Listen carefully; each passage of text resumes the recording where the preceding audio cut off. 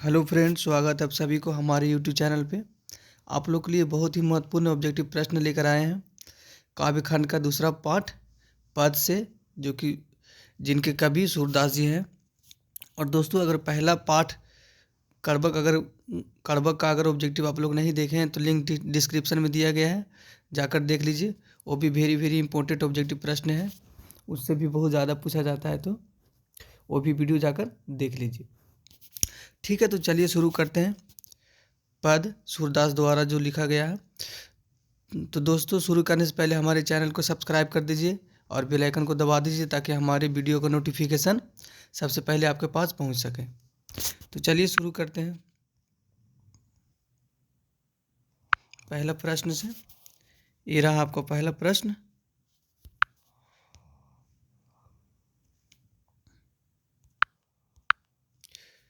तो पहला प्रश्न कहता है, सूरदास किस धारा के कवि हैं।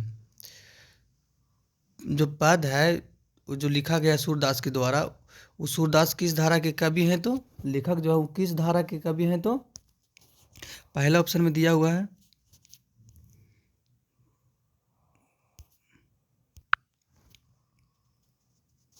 पहला ऑप्शन दिया हुआ है रामाश्रयी का। दूसरा ऑप्शन में है कृष्णश्रयी का। तीसरा ऑप्शन में है शैव्य का। और चौथा ऑप्शन है इनमें से कोई नहीं। तो दोस्तों, इस प्रश्न का जो सही आंसर है, सूरदास किस धारा के कवि हैं, तो कृष्णश्रयी का, क्योंकि कृष्ण के भक्ति में हमेशा लीन रहते थे सूरदास जी। ठीक है, तो इस प्रश्न का सही आंसर है ऑप्शन नंबर बी। ठीक है दोस्तों, अब चलते हैं अगले प्रश्न की ओर। अगला प्रश्न ये आप लोग के सामने है।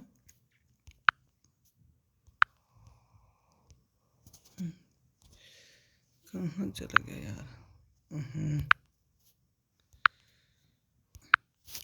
तो दूसरा प्रश्न यहाँ पे है दोस्तों, देखते हैं। सूरदास किस भक्ति के कवि हैं। सूरदास जो है इनमें से किनका भक्ति करते थे। तो पहला ऑप्शन में दिया हुआ है राम भक्ति का। दूसरा ऑप्शन में दिया हुआ है कृष्ण भक्ति का। तीसरा ऑप्शन में दिया हुआ है मातृ भक्ति का। और चौथा ऑप्शन में दिया हुआ है देशभक्ति का। तो दोस्तों, सूरदास जी जो थे वो किनके पूजा थे, किनकी भक्ति करते थे, तो पूजा करते थे तो कृष्ण भक्ति के थे, कृष्ण भगवान को करते थे। ठीक है, तो ऑप्शन नंबर बी इसका सही आंसर है दोस्तों। ठीक है, चलते हैं अब अगले प्रश्न की ओर।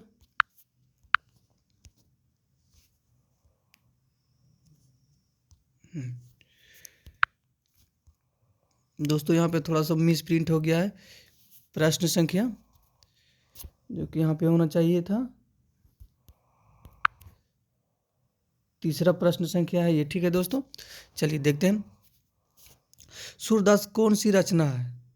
सूरदास की इनमें से है जो जो कौन सी रचना किया गया है, जो सूरदास द्वारा किया गया। तो ऑप्शन ए में है दोस्तों पुत्र वियोग। तो पुत्र वियोग जो है सुभद्रा कुमारी चौहान द्वारा रचना किया गया है। और ऑप्शन बी में है कड़बक, जो मलिक मोहम्मद जैसी द्वारा लिखा गया है। और ऑप्शन नंबर सी में है छापे, जिनको रचना नाभादास जी ने किए हैं। तो ऑप्शन नंबर डी जो है दोस्तों वो कौन की है, तो सूरदास जी की है। तो ऑप्शन नंबर डी इस प्रश्न का सही आंसर है। ठीक है दोस्तों, अब चलते हैं अगले प्रश्न की ओर।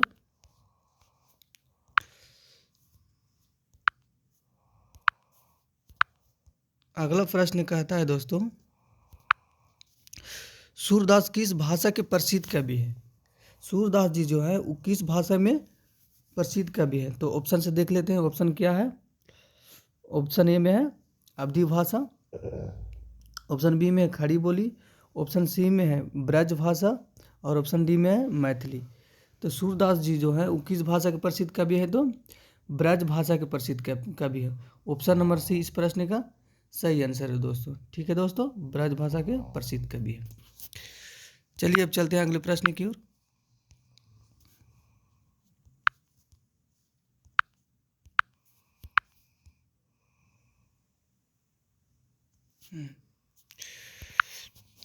देखते हैं अगला प्रश्न क्या कहता है। वात्सल्य के विषय में अद्वितीय कवि कौन है। पांचवा प्रश्न कहता है कि वात्सल्य के विषय में अद्वितीय कवि कौन है। तो सबसे पहले दोस्तों आप लोग को समझना चाहिए कि वात्सल्य क्या है। तो वात्सल्य कहने का मतलब कि माता और बेटे के बीच में जो प्रेम होता है, लाड होता है, प्यार होता है, उसी को क्या कहा जाता है? वात्सल्य रस बोला जाता है। उसको क्या बोला जाता है? वात्सल्य रस बोला जाता है दोस्तों। ठीक है दोस्तों। तो भारत में नहीं, वात्सल्य के विश्व में अद्वितीय कवि कौन है? तो ऑप्शन नंबर ए इसका सही आंसर है दोस्तों। कि कौन है? तो सूरदास जी हैं। ऑप्शन नंबर ए इसका सही है दोस्तों। ठीक है, इसमें कोई गलती मत करिएगा। वात्सल्य के विश्व में अद्वितीय कवि कौन है? तो केवल एक ही ऐसा कवि है जो माता और बेटे के बीच में प्यार मोहब्बत, प्यार और लाड प्यार के बारे में वर्णन किए हैं। तो कौन किए हैं? तो सूरदास जी किए हैं। ऑप्शन नंबर ए इसका सही है दोस्तों। ठीक है, चलते हैं अगले प्रश्न की ओर। अगला प्रश्न कहता है, कृष्ण कहाँ बैठकर भोजन कर रहे हैं? पठित पाठ के आधार पे बताना है दोस्तों कि कृष्ण जी हैं जो कहाँ बैठ के भोजन कर रहे हैं। तो ऑप्शन ए में दिया हुआ नंद के गोद में, ऑप्शन बी में दिया हुआ यशोदा की गोद में, ऑप्शन सी में दिया यमुना के किनारे, ऑप्शन डी में दिया हुआ कदम के पेड़ पर। ठीक है दोस्तों, कदम लिखा हुआ है, थोड़ा मिस्टेक हो गया। तो कृष्ण जी जो है जो कहाँ बैठकर भोजन करते हैं? तो नंद की गोद में, अपने पिताजी के गोद में, नहीं पिताजी, नंद की गोद में बैठकर भोजन करते हैं। और इस दृश्य को देखकर उसकी माता यशोदा क्या क्या होती है? तो बहुत प्रसन्न होती है, बहुत खुश होती है। तो ऑप्शन नंबर ए इसका सही आंसर है दोस्तों। ठीक है, अब चलते हैं अगले प्रश्न की ओर। अगला प्रश्न 7वां प्रश्न है, प्रस्तुत प्रथम पद में कृष्ण को किसको सूचना दी जाती है? तो दोस्तों, प्रस्तुत जो प्रथम पद है उस पद में कृष्ण भगवान को किसको सूचना दी जाती है? तो ऑप्शन में दिया हुआ है, ऑप्शन नंबर ए में रात्रि होने का, ऑप्शन नंबर बी में दोपहर होने का, ऑप्शन नंबर सी क्या है? तो भोर होने का, और ऑप्शन नंबर डी है इनमें से कोई नहीं। तो दोस्तों, प्रथम पद में कृष्ण को जो सूचना दी जाती है वो किसकी दी जाती है? तो भोर होने की दी जाती है। उनकी माता यशोदा मीठी स्वर में बोलती है कि हे ब्रज के राजकुमार, सुबह हो गई, कमल के फूल खिल गए हैं, आप कब उठिएगा? तो किसकी सूचना देती है? तो भोर होने की सूचना देती है। ऑप्शन नंबर सी इस प्रश्न का सही आंसर है दोस्तों। ठीक है, आशा है कि आप सभी को समझ में आ रहा होगा।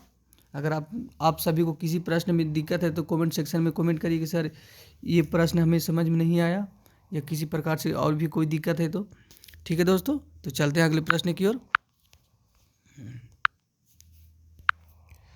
8वां प्रश्न कहता है, सूरदास हिंदी साहित्य के किस काल के कवि हैं? तो दोस्तों, जो सूरदास जी है वो हिंदी साहित्य के किस काल के कवि है? तो भक्ति काल के कवि है। ऑप्शन नंबर बी इस प्रश्न का सही आंसर दोस्तों। और एक बात और बता दें दोस्तों कि जायसी जी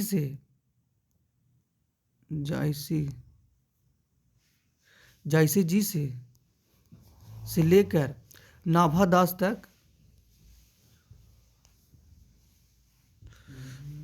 नाभादास तक जितने भी कवि हैं, जितने भी दास कवि हैं वो क्या है? तो भक्ति काल के कवि है। ऑप्शन नंबर बी इस प्रश्न का सही है दोस्तों। ठीक है दोस्तों, मलिक मोहम्मद जायसी जी से लेकर नाभादास तक सब किस काल के कवि है? तो भक्ति काल के कवि हैं दोस्तों। ठीक है, तो ऑप्शन नंबर बी इस प्रश्न का सही है। ठीक है, चलिए चलते हैं अब अगले प्रश्न की ओर। आते हैं 9वें प्रश्न में। क्या कहता है, कौन सी रचना सूरदास की नहीं है? तो दोस्तों, बताना है कि इस 4 ऑप्शन में कौन सा एक रचना है जो सूरदास की नहीं है। तो ऑप्शन से देखते हैं। ऑप्शन नंबर ए में क्या कहता है? सूरसागर। ऑप्शन नंबर बी में क्या कहता है? साहित्य लहरी। ऑप्शन नंबर सी में क्या कहता था? सुरसरावली। ऑप्शन नंबर डी में कहता है सतसई। तो दोस्तों, सुरसागर भी उन्हीं का लिखा हुआ है, साहित्य लहरी भी उन्हीं का लिखा हुआ है, सुरसरावली भी उन्हीं का लिखा हुआ है, लेकिन सतसई जो है वो सूरदास का लिखा हुआ नहीं है। तो इस प्रश्न का सही आंसर क्या हो जाएगा दोस्तों? तो ऑप्शन नंबर डी इस प्रश्न का सही हो जाएगा। ठीक है, चलते हैं हम अगले प्रश्न की ओर।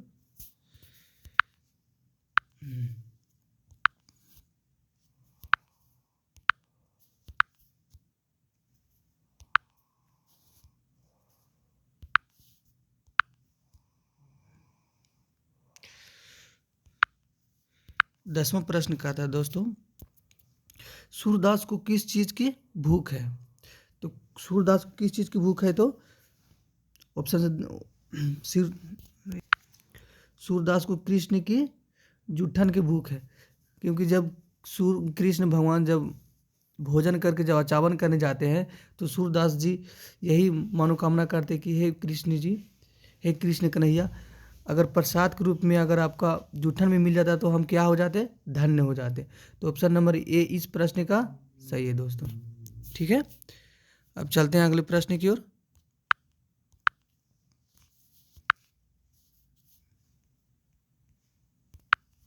ग्यारहवां प्रश्न का था, सूरदास का निधन किस गांव में हुआ था? यानी कि सूरदास जो थे इस पद का कवि, उनका मृत्यु या देहांत किस गांव में हुआ था? तो किस गांव में हुआ था? तो ऑप्शन नंबर ए इस प्रश्न का सही आंसर है दोस्तों, परसोली में। कहाँ हुआ था? परसोली में हुआ था। ठीक है, चलिए अब चलते हैं अगले प्रश्न की ओर। ए इस प्रश्न का सही आंसर है।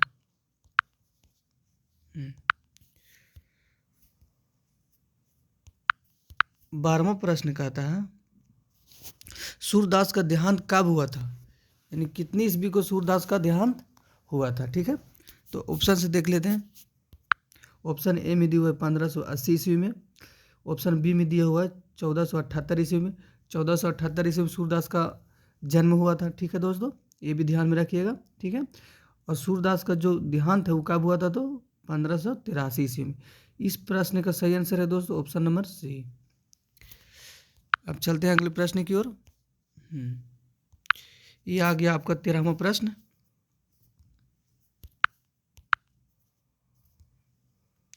तेरहवां प्रश्न कहता है, तमचूर का अर्थ है? तो दोस्तों ब्रज भाषा में तमचूर का अर्थ होता है, क्या होता है? तो मुर्गा होता है। ठीक है, ब्रज भाषा में तमचूर का अर्थ क्या होता है? तो मुर्गा होता है। ऑप्शन नंबर ए इस प्रश्न का सही है दोस्तों। चलिए अब चलते हैं अगले प्रश्न की ओर।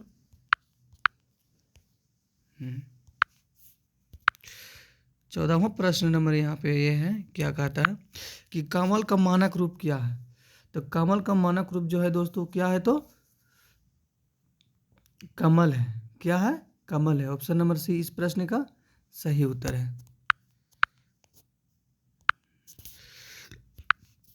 चलिए चलते हैं 15वें प्रश्न की ओर। क्या कहता है? कह रहा है निम्नलिखित में कौन सा शब्द धरनी का पर्यायवाची नहीं है? ठीक है दोस्तों, धरनी मनी कहने का मतलब पृथ्वी धरती से है। ठीक है, तो प्रश्न नंबर ए ये भी सही है कि धरनी को हम पृथ्वी भी बोलते हैं। बी भी सही है, धरती भी बोलते हैं, भू भी बोलते हैं, लेकिन धरनी को या धरती को भानु नहीं बोलते हैं। ठीक है दोस्तों, भानु नहीं बोलते, यानी कि ये गलत है। तो इस प्रश्न का सही जो आंसर है वो क्या हो जाएगा? ऑप्शन नंबर डी हो जाएगा। ठीक है दोस्तों, चलते हैं अगले प्रश्न की ओर। 16वां प्रश्न कहता है, निम्नलिखित में कौन सा कवि अष्टछाप का नहीं है? ठीक है दोस्तों, तो सबसे पहले तो आप लोग को पता होना चाहिए कि अष्टछाप है क्या।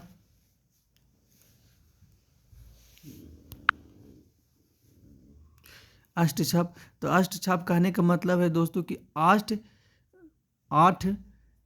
कवियों का सम्मेलन हुआ था। ठीक है दोस्तों, तो इनमें से बताना है कि इनमें से कौन थे जो अष्टछाप में नहीं थे, अष्टछाप का कवि नहीं थे, उनमें शामिल नहीं थे। ठीक है दोस्तों, तो ऑप्शन नंबर ए में दिया गया है सूरदास, ये भी अष्टछाप में शामिल थे। कुमदास ये भी थे, कृष्णदास ये भी थे, लेकिन मलिक मोहम्मद जो जैसी हैं ये अष्टछाप में शामिल नहीं थे। तो ऑप्शन नंबर डी इस प्रश्न का सही आंसर है दोस्तों। चलिए अब चलते हैं अगले प्रश्न की ओर।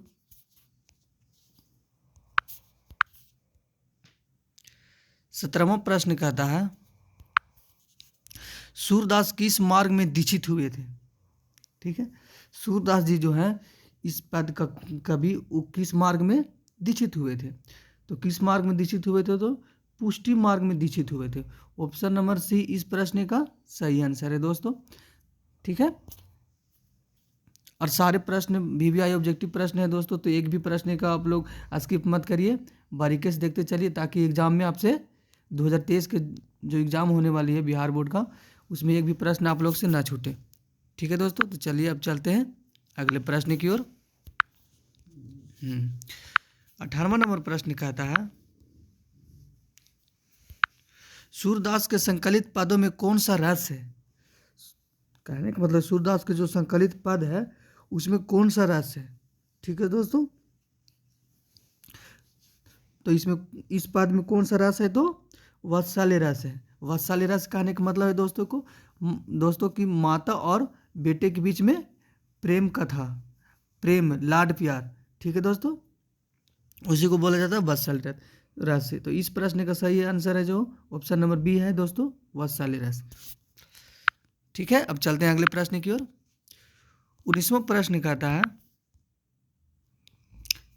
कन्या का अर्थ होता है, कन्या का अर्थ होता है तो क्या होता है दोस्तों, तो गोद होता है। वो जो शादी ब्याह वाला जो कन्या होती है उसको नहीं बोला जाता है कन्या। ठीक है दोस्तों, क्या बोला जाता है, तो कन्या का अर्थ होता है गोद। ब्रज भाषा के अनुसार कन्या का अर्थ क्या होता है, तो गोद होता है। ऑप्शन नंबर डी इस प्रश्न का सही आंसर है दोस्तों। चलिए अब चलते हैं अगले प्रश्न की ओर।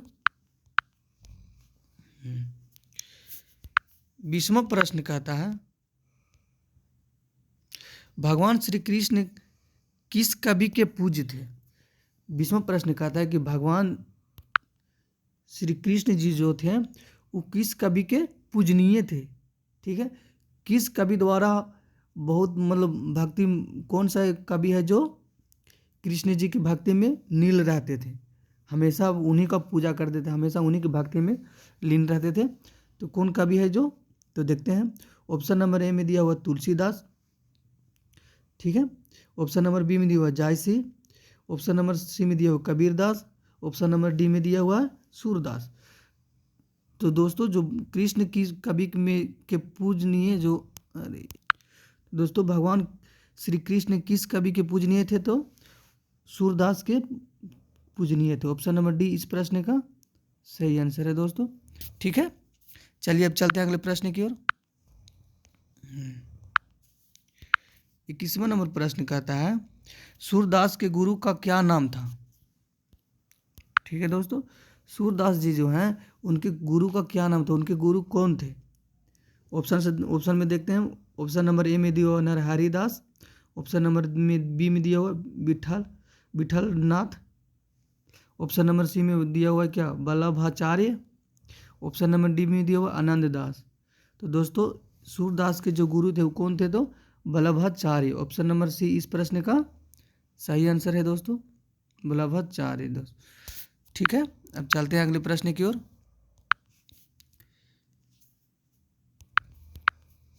अगला प्रश्न कहता है, सूरदास की रचनाओं की भाषा क्या है।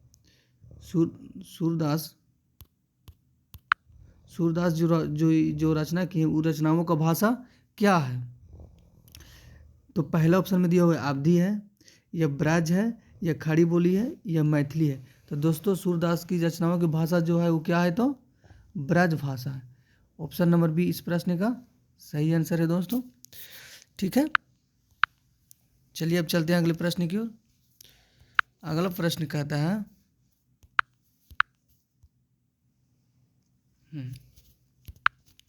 कि सूरदास की अनुमानित जन्म तिथि क्या है।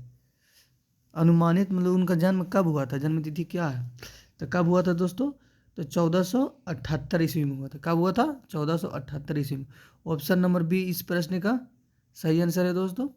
ठीक है, सारे प्रश्न VVI ऑब्जेक्टिव प्रश्न है, तो एक भी प्रश्न का आप लोग स्किप मत करिए।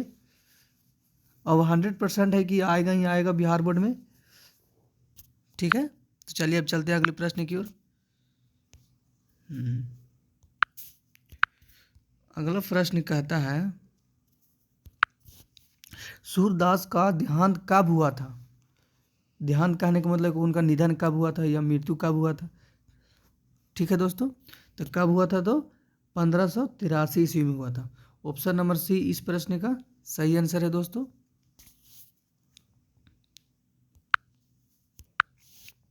तो चलिए दोस्तों 24 प्रश्न ही इस पार्ट से जो महत्वपूर्ण थे वो बनाए थे, लेकर आए थे आप लोग के समझ में बीच में, ताकि आप लोग को एग्जाम में एक भी प्रश्न ना छूटे। और दोस्तों अगर इस वीडियो को में अगर आप सभी को अगर किसी भी प्रश्न में दिक्कत है या डाउट है तो कमेंट सेक्शन में कमेंट करिए, फिर उसके बारे में हम विस्तार से बताएंगे कि बाबू कैसे हुआ। ठीक है, तो हम आप लोग से आशा करते हैं कि आप लोग को सारे प्रश्न समझ में आया होगा और एग्जाम में